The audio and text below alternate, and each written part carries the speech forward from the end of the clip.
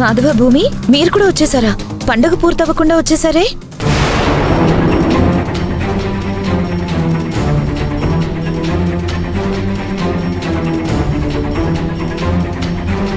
ఏమైందిరా అక్కడ? అసలు రాఘవ్ ఎందుకు కోపంగా ఉన్నాడు? మీరేంటి వాళ్ళతో పాటు రాకుండా వెనకాలొచ్చారు? అసలేమైందో చెప్తావా?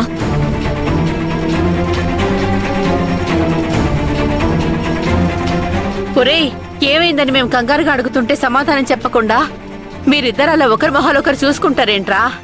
అసలు ఏమైందో చెప్పండి.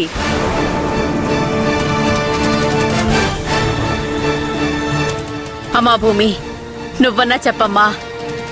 అంతా సవ్యంగానే ఉంది, సంతోషంగానే ఉన్నామని చెప్పారు కదా, మరి ఇంతలోనే ఏ సమస్య వచ్చింది?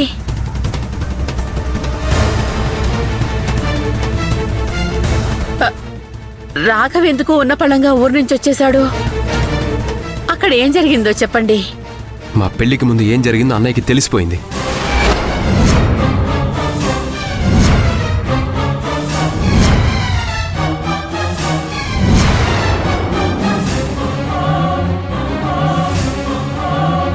మీరంతా కలిసి అన్నయ్యకి భూమినిచ్చి చేద్దాం అనుకుని మాట్లాడుకున్న మాటలు అన్నయ్య చూశాడు, అందుకే కోపంగా వచ్చేశాడు.